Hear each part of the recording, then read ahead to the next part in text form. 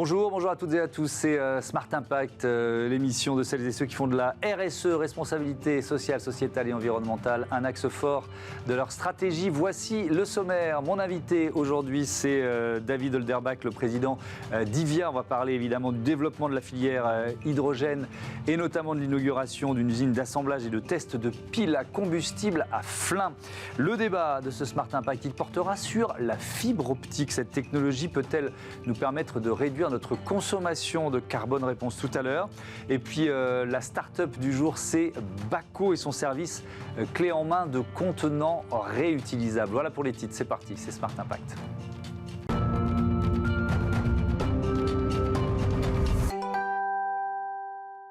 Bonjour David Holderbach, bienvenue. Bonjour. Vous êtes donc le président d'IVIA, HY pour hydrogène, VIA pour route. C'est aussi la rencontre de deux acteurs majeurs dans leur domaine respectif, Renault et puis Plug Power pour les solutions hydrogène. Vous voulez proposer un écosystème hydrogène complet. Ça veut dire quoi? C'est quoi l'ambition? Tout à fait. Donc, vous avez effectivement mentionné nos deux actionnaires que sont Renault et Plug Power. Donc, Renault en France, tout le monde connaît, c'est la voiture et en particulier notre cible, c'est le véhicule utilitaire. Et Plug Power, c'est l'expert de l'hydrogène.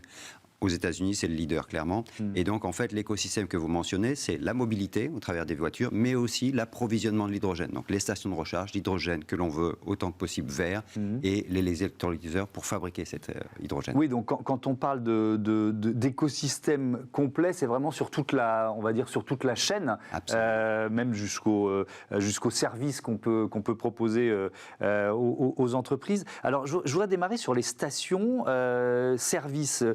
Vous inaugurez ce 15 mars votre usine à Flins. Pour y produire quoi, en fait? Qu'est-ce qu'on va produire à Flins? Tout à fait. Donc, effectivement, aujourd'hui, nous inaugurons à Flins notre ligne d'assemblage pour la pile à combustible. Oui. Donc, en fait, la pile à combustible, c'est ce qui vient, qu'on vient rajouter dans le véhicule Renault Master. On part de la base électrique. Un véhicule hydrogène, c'est avant tout un véhicule électrique. Okay. On y rajoute une pile à combustible et des réservoirs d'hydrogène. Donc, la pile, nous allons la faire nous-mêmes à Flins. C'est ce que nous allons commencer dès maintenant. Et ensuite, nous prévoyons à Flins également de fabriquer des stations de recharge. Et puis, avec le marché, une fois qu'il va décoller suffisamment, nous prévoyons également de fabriquer des électrolyseurs. Ouais. Qu'est-ce qu'il faut, être une question de curieux, qu'est-ce qu'il faut pour construire une pile à combustible? Ça se construit comment? Alors, tout à fait. Donc, une pile à combustible, c'est une petite usine à gaz. Oui. Et en fait, on vient mélanger ou réunir de l'hydrogène, donc qui est à bord du véhicule dans des réservoirs à haute pression, et de l'air. Donc, il nous faut un compresseur à air. On filtre l'air, on comprime et on amène ça dans le cœur du réacteur. Ça s'appelle le stack en anglais. Et donc, c'est quoi? Ce sont des plaques métalliques et une membrane. Et parce que c'est notre principe, c'est des membranes à échange de protons.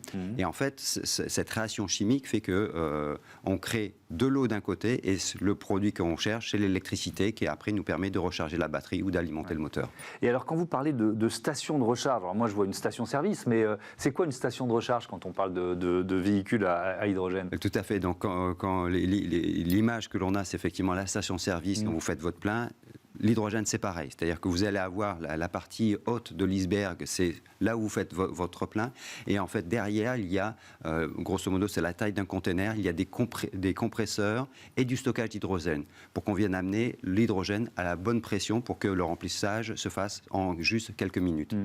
Il y a différents enjeux technologiques et puis évidemment, il y a des enjeux commerciaux. Mais le stockage, par exemple, c'est un enjeu technologique, c'est compliqué ou alors c'est quelque chose qu'on maîtrise aujourd'hui? Alors, quand on parle de stockage dans un véhicule, c'est quelque chose de nouveau. On transporte jusqu'à 5-6 kilos d'hydrogène à 700 bars, donc c'est une pression élevée.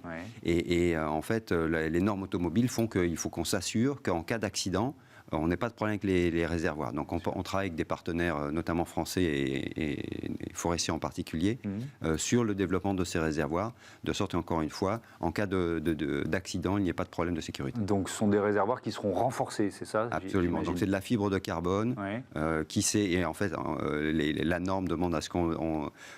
c'est à 700 bars, mais on puisse atteindre des pressions bien supérieures et que le réservoir n'explose pas. Donc, la question, question du temps. En combien de minutes on fait son plein? Ça aussi, c'est une question qui est centrale. Et là, je parle de consommation et donc de développement commercial, parce que c'est là-dessus que ça reposera. C'est par exemple une des critiques qu'on peut faire à l'électrique. Ça prend combien de temps pour faire un plein de véhicules à hydrogène?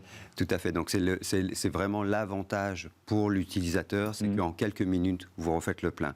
Donc aujourd'hui, si je prends le véhicule passager, les batteries fonctionnent pour la majorité des clients, on va dire à 95% des cas d'usage, puisque effectivement, la nuit, vous rechargez votre batterie, pas de problème. Et puis on sait que par contre l'été, sur les aires d'autoroute, on peut avoir une queue pour attendre pour faire sa recharge. Donc ça, nous, on est avec des clients qui doivent utiliser leur outil de travail, leur camion, de manière très intensive. Donc on ne peut pas se permettre d'attendre 1 heure, 2 heures ou 3 heures pour refaire, entre guillemets, le plein d'électricité. Donc l'hydrogène bypasse tout ça. En quelques minutes, on refait le plein et le chauffeur peut repartir. Alors, quand on parle de stations-service, de stations de recharge, il y a l'enjeu du maillage territorial qui est majeur. Je ne me rends pas compte, il y a combien de stations aujourd'hui en France et c'est quoi l'objectif, peut-être d'ici à la fin de la décennie? Tout à fait. Donc aujourd'hui, il y a en France une vingtaine de stations seulement. Donc c'est clairement insuffisant. J'ai échangé hier avec Philippe Boucli, qui est le président de France Hydrogène.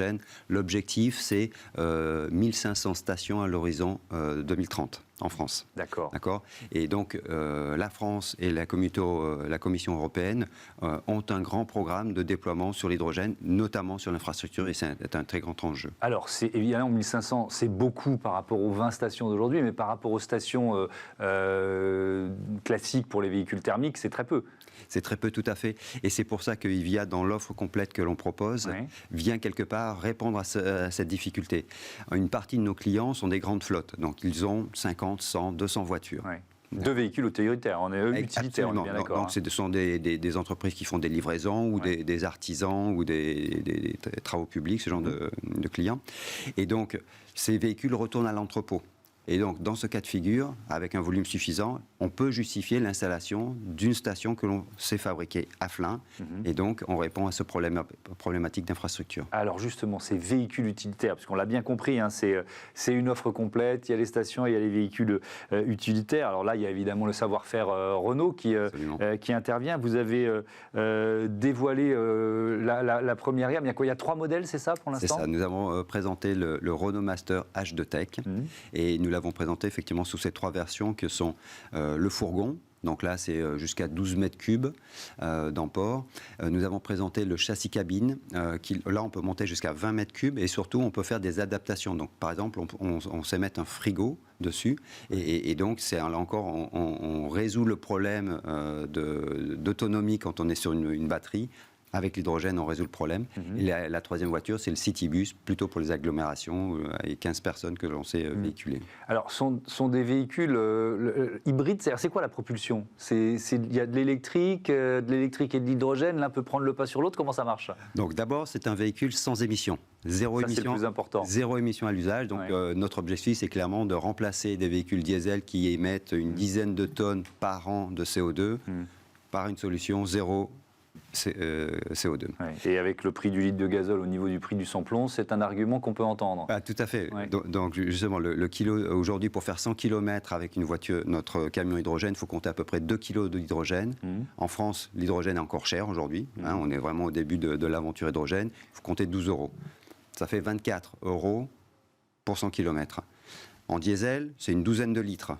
On vient de passer les 2 € du litre. Aujourd'hui, on a parité sur l'utilisation. Mais à terme, on peut espérer que le prix de l'hydrogène, plus la consommation augmentera, plus le prix baissera. Est-ce que c'est une possibilité? Tout à fait. Et donc, nous travaillons avec des partenaires pour trouver des solutions pour diviser le prix de l'hydrogène. C'est-à-dire, on ne va pas faire une réduction de coût de quelques pourcents par an. On veut diviser par 2 au moins le coût de l'hydrogène. Et donc, on n'a pas totalement répondu à la question de la propulsion, de la motorisation. C'est quoi? C'est hybride? Comment ça fonctionne? Donc, en fait, une voiture à hydrogène, à pile à combustible, c'est en général un véhicule électrique avant tout. Donc il me faut un moteur électrique. Et ensuite, sur le marché, il y a plusieurs options. Soit, et c'est le cas d'une Toyota Mirai, c'est la pile à combustible qui amène toute l'énergie. En fait, nous, on s'est mis entre les deux. On a encore une batterie sur la voiture et on a une pile à combustible. Pourquoi? C'est par exemple, au freinage, je récupère encore l'énergie. Donc en termes d'efficience, c'est très intéressant. Et ensuite, le fait d'avoir une batterie me permet aussi de réduire la taille de ma pile à combustible parce que celle-ci nécessite un refroidissement important. Donc tout ça, ça me permet d'avoir en fait un hybride qui est entre la batterie et la pile à combustible pour alimenter mon moteur électrique. On a parlé de l'usine de Flins, mais c'est tout l'écosystème dont vous parlez qui est français ? Absolument, absolument. Pour nous, donc, c'est essentiel. Donc, notre siège et notre bureau d'études sont à Villiers-Saint-Frédéric en France. Flins fait partie, donc notre atelier de piles à combustible et d'essai est dans le cadre de la refactory de Renault. Nous utilisons les voitures, ce qu'on appelle les caisses en blanc du Renault Master qui viennent de l'usine de Battilly. Et tout ça est assemblé dans une filiale de Renault, PVI, qui est dans le 77. Ça veut dire est-ce que ça veut dire que les salariés d'IVIA sont d'anciens salariés Renault? Comment il y a une porosité ou capillarité entre les deux structures? Tout à fait. Donc, nous avons à peu près 70% de l'équipe IVIA vient de Renault. Une partie vient de Plug Power et le reste a été embauché. Donc, on a été créé en juin passé. On est à peu près 70 aujourd'hui. On continue à grandir. Voilà. Donc, et par exemple, sur la ligne, dans notre usine de Flins, une partie des opérateurs viennent de l'usine de Flins également. Et si on est dans une phase de recrutement, c'est quel type de profil que vous recherchez dans cette année 2022, par exemple? Bien, aujourd'hui, on arrive sur des postes qui sont plutôt les denrées rares, on va dire les gens qui ont des compétences en hydrogène. D'accord. Donc ça, Plug Power nous a apporté une partie de ses talents, c'est clairement de ce savoir-faire. Mais aujourd'hui, c'est le type de profil qu'on recherche. Et ça veut dire que la formation suit ou pas en matière d'expertise hydrogène? Donc, je vais reprendre l'exemple des opérateurs de la ligne qui donc travaillaient sur des lignes d'assemblage véhicules, qui ont été formés par nos soins sur l'hydrogène. Ils sont allés finir leur formation aux États-Unis dans les ateliers de Plug Power et maintenant ils sont prêts à commencer cet assemblage. Donc, il y a vraiment une notion de compétence que l'on travaille. Et de la même manière, côté ingénierie, on amène la compétence de Plug, la compétence de Renault et on crée de la valeur en ce moment en France. Merci beaucoup David Olderbach, à bientôt sur Bismart. C'est l'heure du débat, on parle fibre optique tout de suite.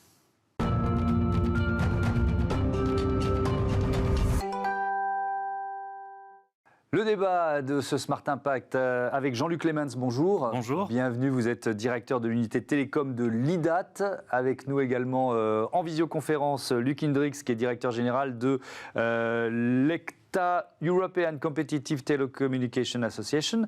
L'IDAT, c'est quoi? Bonjour. L'IDAT, c'est quoi? Un cercle de réflexion, c'est ça? C'est ça. Nous sommes un think tank français qui travaille sur toutes les problématiques du numérique. Nous avons été fondés il y a une quarantaine d'années. Et l'ECTA, Luc Hendrix, en quelques mots? Nous sommes une association qui représente les opérateurs alternatifs en Europe et qui défendons la réglementation pour qu'elle offre des chances égales à tous les opérateurs suite à la libéralisation des marchés des télécoms. Luc Hendrix, j'aime bien faire un peu de pédagogie. La fibre optique, on s'en sert pour quels usages aujourd'hui? C'est très très vaste, je ne m'en rends pas compte. Écoutez, aujourd'hui, la fibre optique se déploie de plus en plus et l'usage principal qui est en effet c'est la connexion pour les connexions Internet résidentielles qui se multiplient, de sorte à pouvoir offrir d'une part des débits supplémentaires qui soient ascendants ou descendants et une qualité de service qui soit supérieure, notamment avec des temps de latence qui sont inférieurs et ainsi de suite. À côté de ça, on s'en sert également énormément pour les connectivités et les différents produits et services qui sont offerts au marché des entreprises. Et puisque la fibre optique offre des caractéristiques de transmission qui sont largement supérieures à ce que l'on va trouver sur le cuivre. Jean-Luc Clemens, lors du Mobile World Congress qui s'est terminé le 3 mars dernier, vous avez organisé une conférence de presse avec le groupe chinois Huawei. Vous y avez dévoilé un rapport sur la réduction de notre consommation de carbone. Comment la fibre optique peut-elle y participer ? Bien, effectivement, donc au Mobile World Congress, on a organisé une conférence où on a présenté un rapport qu'on a écrit expliquant comment la fibre optique contribuait à la réduction de notre empreinte de carbone. Oui. Alors, en fait, de plusieurs manières. Tout d'abord, comme Luc vient de le dire, aujourd'hui, on déploie la fibre optique chez nous, dans nos maisons. Ce qu'il faut savoir, c'est que la fibre optique, c'est un équipement passif qui consomme très peu, voire presque pas d'électricité. Et par rapport à la bonne vieille ligne ADSL, on est sur 4 à 5 fois moins de consommation d'électricité. Donc déjà, sur cet aspect-là, on consomme moins d'électricité. Ensuite, il y a l'utilisation de la fibre optique et de nouveaux équipements de fibre optique dans les cœurs de réseau des opérateurs télécoms, qui sont très énergivores, également qui permettent de réduire la consommation électrique. Ça, c'est pour le secteur des télécoms. Et ensuite, il y a l'utilisation de la fibre optique dans le monde des entreprises, sur les chaînes de production, pour rendre les bâtiments plus intelligents. Et là, en fait, on est évidemment sur une réduction de la consommation d'énergie, mais également sur la réduction de la consommation du chauffage, de l'eau, grâce finalement à tous ces capteurs qu'on peut mettre à de multiples endroits dans ces bâtiments, que ce soit chez nous ou dans les bâtiments de bureaux, afin de réduire notre consommation d'énergie primaire. Est-ce que c'est un levier qui est sous-estimé par les industriels aujourd'hui ? Effectivement, c'est une des surprises de notre rapport, c'est-à-dire qu'effectivement, dans le secteur des télécoms, il n'y a pas de souci, on n'a pas besoin de les convertir à la fibre. Par contre, on a fait énormément d'entretiens avec des acteurs industriels un peu partout en Europe, et ça a été notre surprise, c'est-à-dire que quand certains d'entre eux ont bien les technologies de l'information et de la fibre dans leur stratégie, beaucoup ne l'ont pas encore. Finalement, ce qui nous semblait assez intéressant, c'était de mettre en avant le fait que dans le cadre des stratégies de réduction d'empreintes de CO2, l'utilisation de plus de fibres optiques ou de fibres optiques plus denses ou plus capillaires à l'intérieur des bâtiments permet de réduire cette facture de CO2. Je pense que c'est le genre de choses sur lesquelles nous, à l'IDAT, nous allons continuer à travailler pour aider les entreprises à mieux comprendre l'impact de cette fibre optique dans leur stratégie CO2. Oui. Luc Hendrix, ça peut être intéressant de prendre l'exemple effectivement de l'industrie des télécommunications qui a commencé sa migration vers la fibre optique depuis pas mal de temps. Avec quel impact ?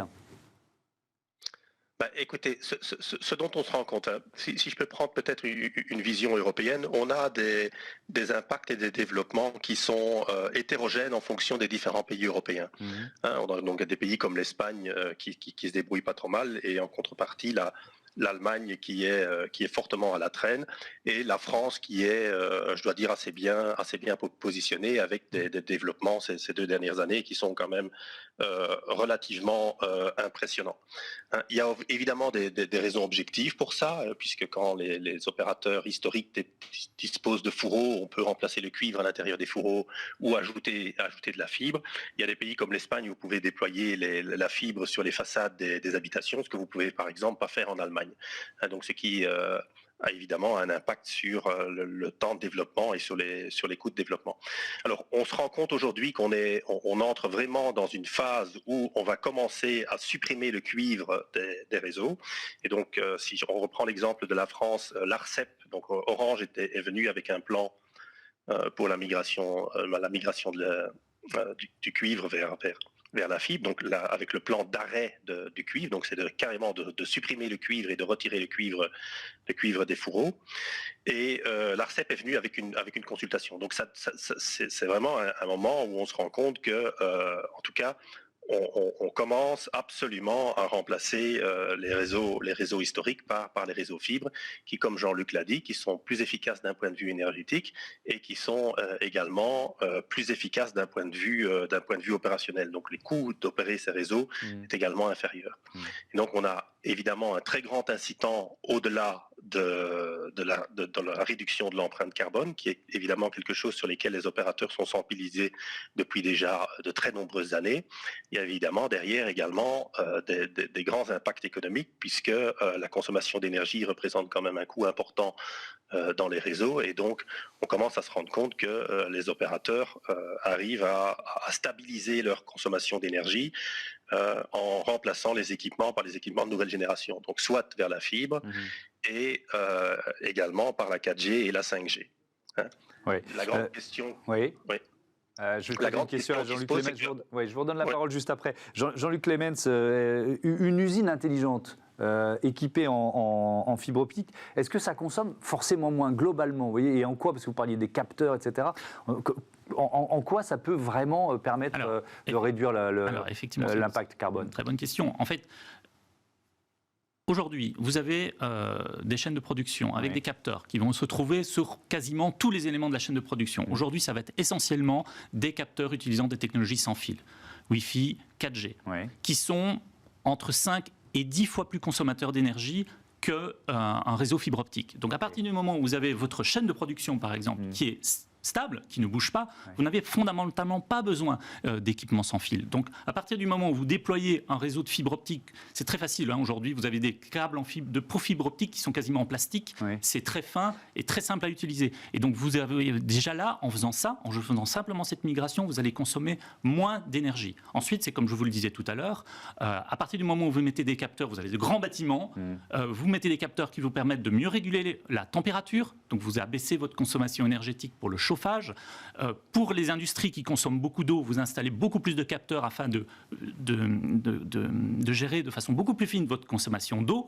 Et donc là, vous avez des effets démultiplicateurs par rapport à votre empreinte carbone. Vous avez en partie répondu, mais je voudrais détailler ça. Qu'est-ce que ça représente comme coût? Il n'y a pas beaucoup d'infrastructures finalement supplémentaires pour passer à la fibre optique? Je crois qu'il faut être clair, quand on parle aux industriels, je pense qu'il ne faut pas se positionner dans une idée en train de se dire, voilà, on va enlever tous les vieux équipements, on va tout remplacer tout immédiatement. Chaque industrie a son cycle de renouvellement et de réinvestissement. Et il faut se placer dans ce cycle de réinvestissement. C'est-à-dire qu'à partir du moment où on va remplacer des capteurs, il faut penser à la solution fibre optique plutôt qu'à une solution sans fil. Parce que le bilan carbone est meilleur. D'un point de vue de coût, il n'est pas fondamentalement différent. Luc Hendrix, est-ce qu'il y a des secteurs industriels qui seraient plus à même de basculer, pour lesquels c'est plus intéressant de basculer vers la fibre optique? Il y a évidemment, comme Jean-Luc l'a dit, tous les secteurs industriels qui ont des unités de production qui aujourd'hui ont énormément d'équipements qui sont connectés, que ce soit en Wi-Fi et ainsi de suite, qui pourraient de manière intéressante les remplacer par des connexions fibres. Donc tous les grands secteurs industriels sont des secteurs où on va évidemment voir les plus grands bénéfices. Et en fait, c'est un peu, pour faire un peu le parallèle avec la 5G, c'est que pour la 5G, la fibre est absolument nécessaire. Et donc là, on se rend vraiment compte que en cumulant ces deux technologies, donc qui sont toutes les deux bien moins consommatrices d'énergie pour les mêmes volumes de data transmis, on se rend compte qu'il y a des grands secteurs qui peuvent dégager des gains de productivité qui sont relativement importants grâce au passage à la fibre et au passage à la 5G. On va par exemple prendre l'exemple des ports. Les ports ont des business cases qui sont relativement intéressants pour faire ce basculement. On pense également aux usines de construction automobile. Donc quand vous parlez avec Volkswagen par exemple ou d'autres, eh bien vous voyez qu'ils ont des équipes qui planchent sur le sujet et qui sont actives pour mettre ces plans en place. Merci beaucoup, merci à tous les deux d'être venus nous présenter les perspectives grâce à cette fibre optique. On passe à Smart Ideas, une start-up à l'honneur, comme tous les jours.